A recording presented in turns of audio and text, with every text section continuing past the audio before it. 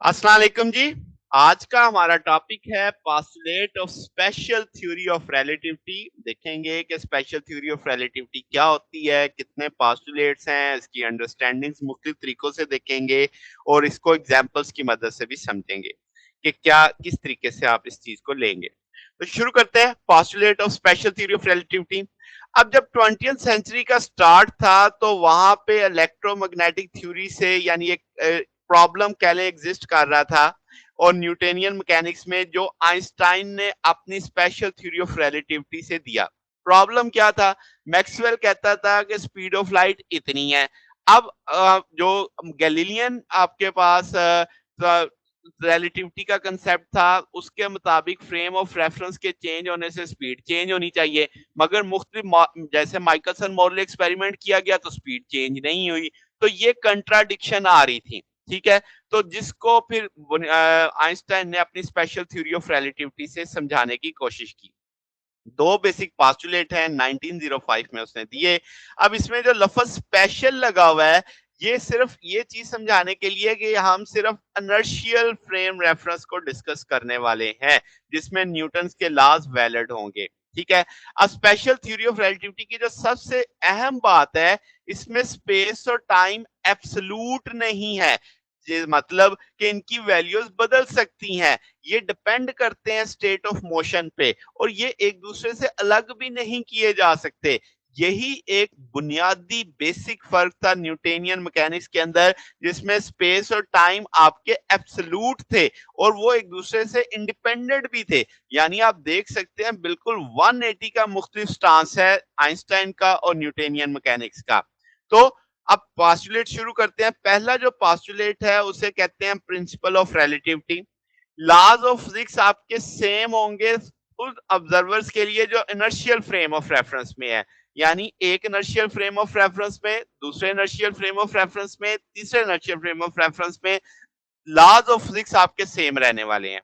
कोई भी फ्रेम आप प्रेफर नहीं करेंगे किसी दूसरे पे। अब ये जो पोस्टुलेट है ये लॉज ऑफ फिजिक्स को एब्सोल्यूट कर देता है, यूनिवर्सल कर देता है, यानी तमाम इनर्शियल फ्रेम में सेम कर देता है। इसमें ना एक कुछ चीजें जो गड़बड़ ये स्टेटमेंट से गलत सोची जाती हैं वो थोड़ी सी क्लियर करने वाली हैं। ये जो लॉज ऑफ फिजिक्स है, जो इक्वेशन है वो इनवेरिएंट है, यानी वो अपनी फॉर्म सेम रखते हैं। एक इनर्शियल फ्रेम से अगर आप उनको दूसरे इनर्शियल फ्रेम में भी जाएंगे तो वो वही रहेंगी इक्वेशनें। ठीक है। तो आपके पास जो लॉज होल्ड करते हैं एक इनर्शियल में, आप उसे किसी दूसरे इनर्शियल में वायलेट होता हुआ नहीं देखेंगे। अब यहां से जैसे मैं बात कर रहा था, इस पोस्टुलेट का ये कतन मतलब नहीं है कि जो मेजर्ड वैल्यूज हैं फिजिकल क्वांटिटीज की वो भी सेम रहेंगी तमाम इनर्शियल ऑब्जर्वर के लिए। वो सेम नहीं है, हम लॉज की बात कर रहे हैं कि लॉज ऑफ फिजिक्स सेम है, यानी वो जो रिलेट करते हैं मेजरमेंट को एक दूसरे के साथ वो सेम है, वैल्यू सेम नहीं है। अच्छा, अब इसको सादा सादा लफ्जों में ऐसे कह लेते हैं कि ये इम्पॉसिबल है किसी डिवाइस के लिए या कोई एक्सपेरिमेंट के जो बताए कि आप रेस्ट पे हैं या मूविंग यूनिफॉर्म है, कि यानी आप रेस्ट पे रहते हुए जब एक्सपेरिमेंट करेंगे जो रीडिंग्स आएंगी, जो वैल्यू आएंगी, और जब यूनिफॉर्म वेलोसिटी पे रहते हुए वो भी सेम आएंगी। कोई भी एक्सपेरिमेंट, कोई भी डिवाइस नहीं डिफरेंशिएट कर पाएगा उन दोनों में।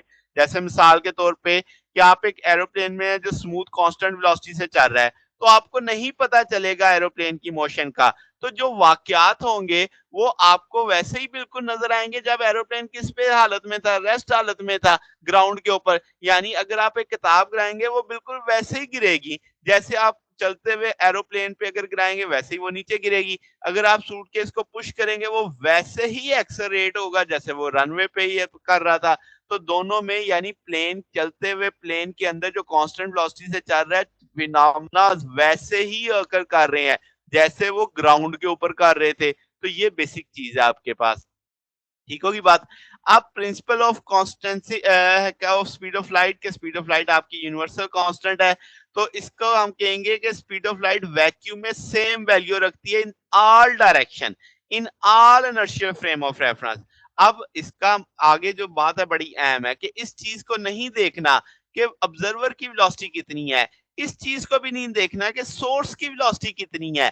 यानी आप ये ना सोचें कि आप लाइट को ऑब्ज़र्व कर रहे हैं तो आपकी वेलोसिटी भी स्पीड ऑफ लाइट में ऐड होने वाली है। या ये ना सोचें कि सोर्स चल रहा है तो उसमें से लाइट निकल रही है तो सोर्स की वेलोसिटी भी उसमें ऐड होने वाली है, ऐसा कोई सीन नहीं है।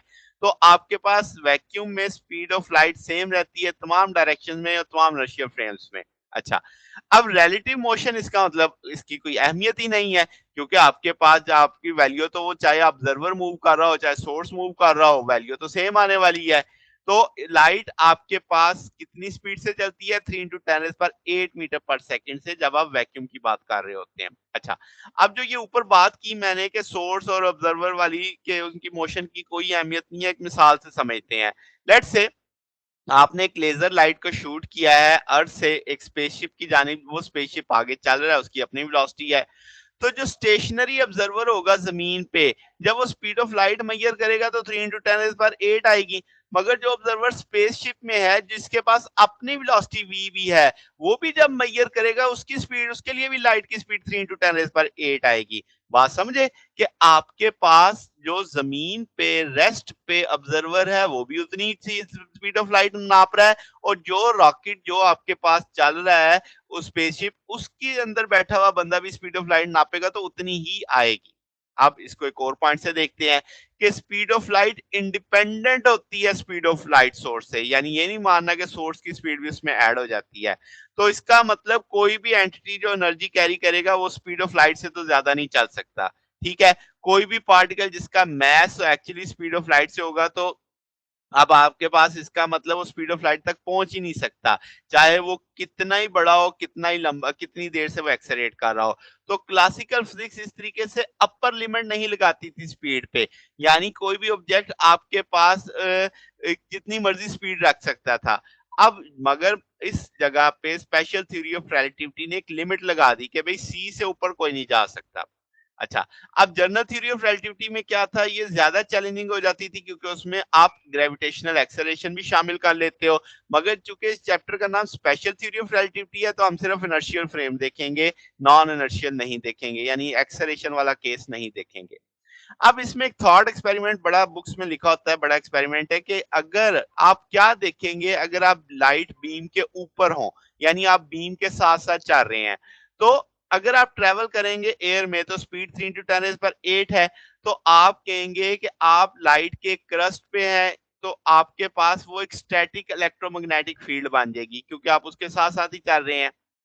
अब मगर टाइम में नहीं ऐसा है, यानी आप देखेंगे कि alternating electromagnetic field at rest जिनका मैग्नीट्यूड चेंज हो रहा है स्पेस में, मगर वो टाइम के साथ चेंज नहीं हो रहा। तो ऐसी फील्ड जो है वो कभी भी डिटेक्ट नहीं होगी। तो जो कि मैक्सवेल इलेक्ट्रोमैग्नेटिक थ्योरी यही कहती है कि चेंजिंग फील्ड एक दूसरे को क्रिएट करती है, मगर आपके लिए तो वो हो ही नहीं रही, तो आपके लिए तो वो चेंज नहीं हो रही। तो उसने कहा कि ये अनरीजनेबल है थिंक कि स्पीड ऑफ लाइट जो होगी किसी भी ऑब्जर्वर में वो रिड्यूस टू जीरो हो जाएगी या बिल्कुल ही रिड्यूस हो जाएगी। तो आइंस्टाइन कहता था कि जो इनवेरियंस प्रिंसिपल है फंडामेंटल है तमाम फिजिकल आइडियाज के लिए, वो मैक्सवेल की इक्वेशंस को भी दुरुस्त मानता था। तो ये बेसिक आइडिया अब आपके पास आ चुका है कि जनाब के स्पेशल थ्योरी ऑफ रिलेटिविटी दो पोस्टुलेट्स पे खड़ी है, उन दोनों पोस्टुलेट्स को हमने समझा डिटेल में। अगर आपको इसमें कोई बात पूछनी हो, डाउट हो तो नीचे कमेंट्स में पूछ सकते हैं। वीडियो अच्छी लगी हो तो वीडियो को लाइक कीजिएगा, दोस्तों के साथ शेयर कीजिएगा, चैनल को सब्सक्राइब कर दीजिएगा। अब तक के लिए इतना ही, बाकी इंशाल्लाह फिर नेक्स्ट देखेंगे। ओके, अल्लाह हाफ़िज़।